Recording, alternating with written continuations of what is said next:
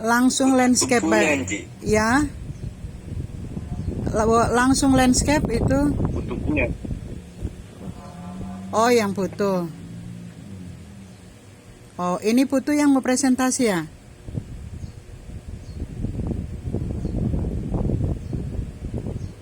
Monitor foto.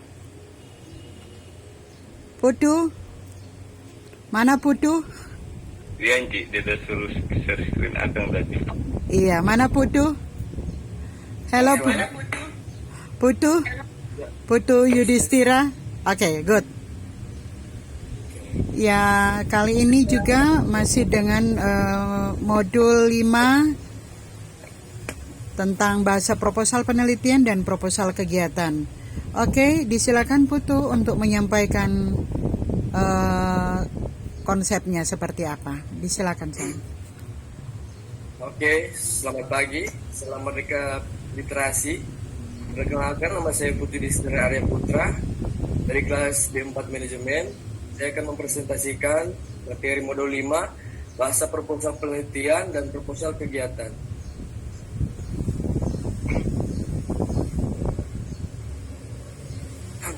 Pengantar, proposal pada dasarnya merupakan sebuah ulasan, usulan, rencana atau tawaran, akan tetapi isi kata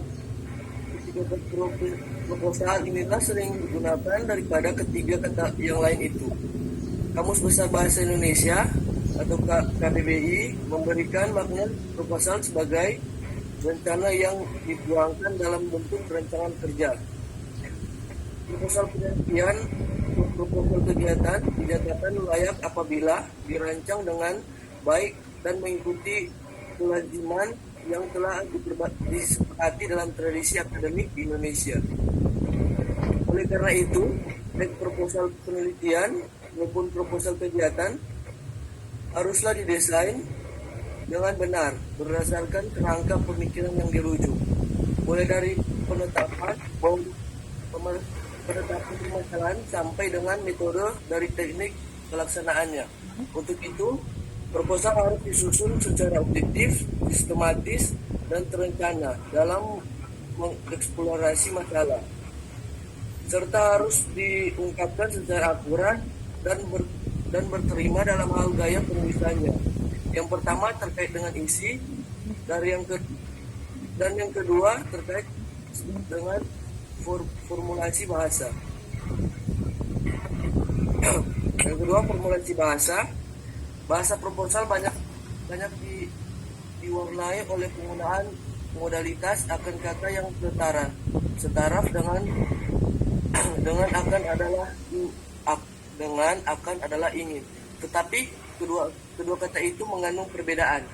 Kata akan berorientasi kepada hal yang dituturkan, sedangkan kata ingin berorientasi dengan diri penutur. Perbedaan orientasi itu mengisyaratkan bahwa akan terkesan lebih objektif, sedangkan ingin terkesan lebih subjektif. Namun demikian, kedua kata itu sama dalam hal waktu yang diacu, yaitu waktu yang akan datang atau keakanan, sebagai kontras dari kekinian. Bahasa proposal mengandung makna keakanan. Bahasa yang demikian menggambarkan bahwa penelitian atau kegiatan yang dimaksud belum dilaksanakan, tetapi direncanakan untuk dilaksanakan. Dengan demikian, proposal dibuat dengan formulasi bahasa khusus yang antara lain ditandai oleh makna keakanan tersebut. Selain terlihat pada modalitas akan atau ingin, keadaan bahwa sesuatu belum terjadi juga tergambar pada penggunaan keterangan waktu atau kosakata tertentu. Keterangan waktu yang dimaksud antara lain waktu yang akan datang, di masa depan, bulan, semester, atau tahun.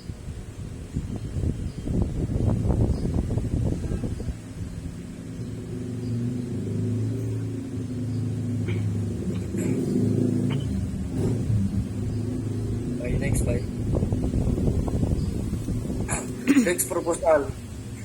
Hal penting yang hendaknya diperhatikan dalam mendesain proposal sebagai genre makro, yakni bahwa seluruh isi dengan gagasan dalam proposal seharusnya disampaikan dengan bahasa Indonesia yang baku.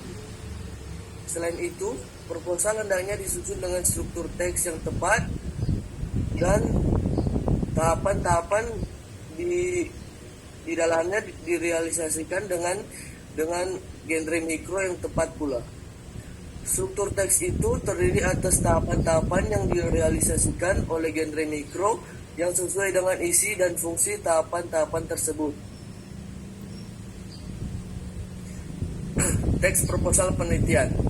Secara umum, proposal penelitian memuat unsur-unsur yang terdiri atas: yang pertama, latar belakang dilakukan penelitian; yang kedua, rumusan masalah dan tujuan penelitian; yang ketiga, manfaat atau pentingnya penelitian; yang keempat, tinjauan teoritis yang menggunakan acuan teori utama atau grand theory, dan elaborasinya serta keterkaitannya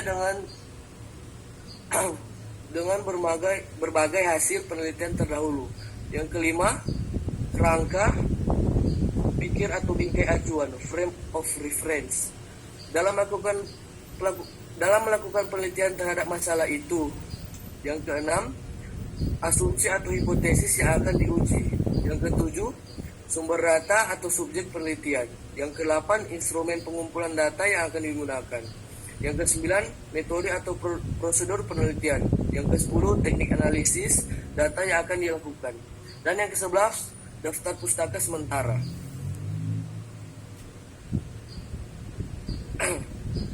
Tahapan pendahuluan pada proposal penelitian mengandung unsur: yang pertama, latar belakang penelitian; kedua, rumusan masalah penelitian; yang ketiga, tujuan penelitian; yang keempat, ruang lingkup penelitian; dan yang kelima, hipotesis. Tahapan pendahuluan dengan unsur-unsurnya berfungsi untuk memberikan latar belakang pemikiran yang menuntun ke arah akan dilaksanakannya penelitian itu.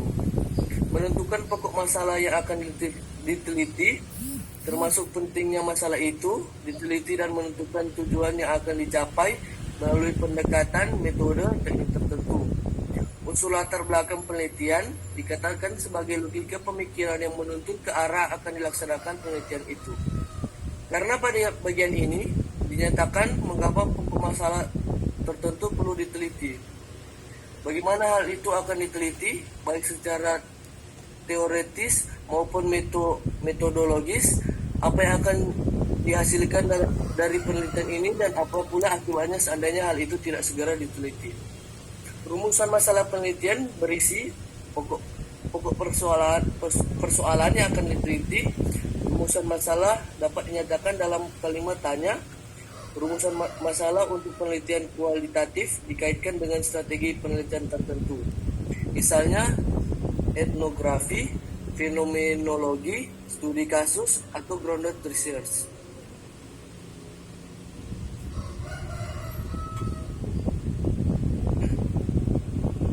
Bye, next, bye.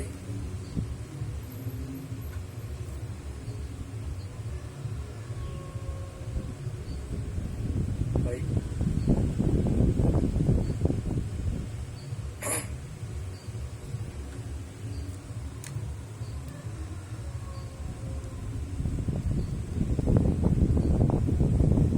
Bye, next. Okay.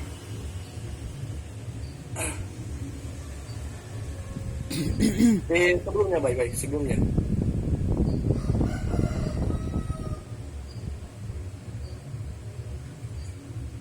Oke.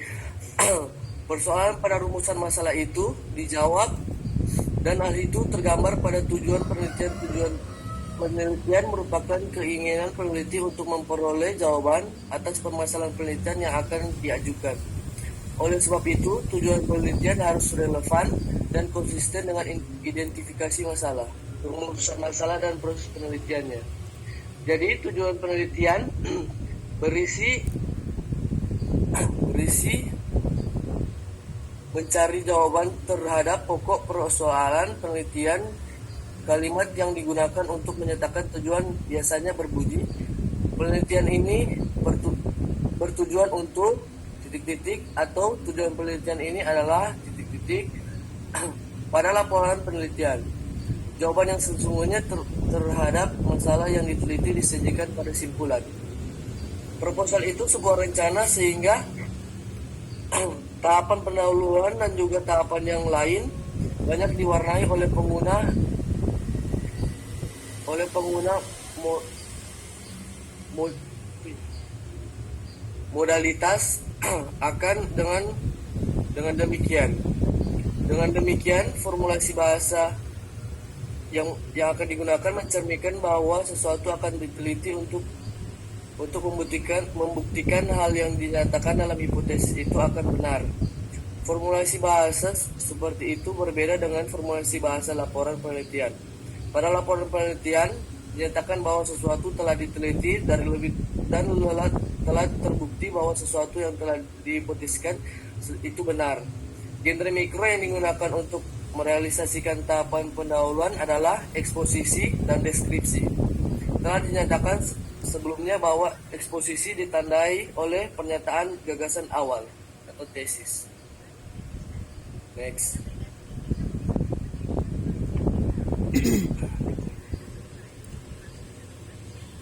Pada proposal ini, tesis yang dimaksud sama dengan hipotesis yang akan dibuktikan kebenarannya melalui penelitian yang direncanakan itu. Dengan demikian, tahap pendahuluannya mengandung ciri eksposisi. Di sisi lain, deskripsi digunakan untuk menguraikan kondisi nyata pokok persoalan yang akan diteliti, termasuk tujuan dan cara pendekatan atau metode atau teknik yang akan digunakan untuk mencapai tujuan tersebut. Selain itu, deskripsi juga digunakan untuk mengidentifikasi dan mendefinisikan istilah teknis yang ada di dalam proposal. Kadang-kadang dalam proposal dibedakan subbab khusus, yaitu subbab definisi istilah, subbab definisi operasional. Subbab yang pertama berisi penjelasan arti istilah teknis tersebut. Adapun subbab yang kedua yang lazimnya tidak serupa dengan definisi istilah, berisi pendefinisikan secara operasional variabel penelitian. Untuk keperluan penulisan proposal penelitian, tahapan yang paling bermanfaat untuk diambil dari teks ulasan yakni tahapan tafsiran isi dan tahapan evaluasi. Kemahiran dalam Iya. Oke, ini struktur teks proposal. Yang pertama ada pendahuluan, genre mikro yang diharapkan, eksposisi dan atau meliputi deskripsi. Yang kedua tinjauan pustaka, genre mikro yang diharapkan, review. Yang ketiga struktur teks metodologi penelitian, deskripsi dan atau meliputi laporan prosedur. Next.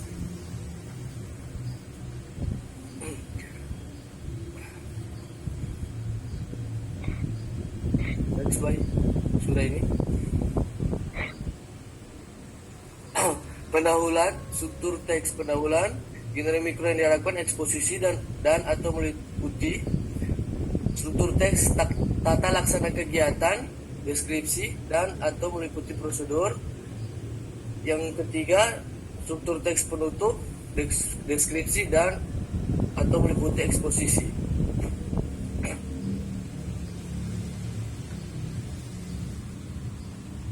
Arti kata keakanan menurut KBBI adalah keakanan dari kata dasar akan yang berarti waktu atau peristiwa yang akan datang. Contoh kata keakanan sebagai berikut: perusahaan mobil Ferrari dengan kemampuan yang lebih mumpuni. Yang kedua, pembangunan proyek pembuatan gedung kampus akan selesai pada tahun 2021. Oke, terima kasih. Itu presentasi dari saya. Terima kasih, selamat pagi. Salam Merdeka Literasi. Yes. Aduh.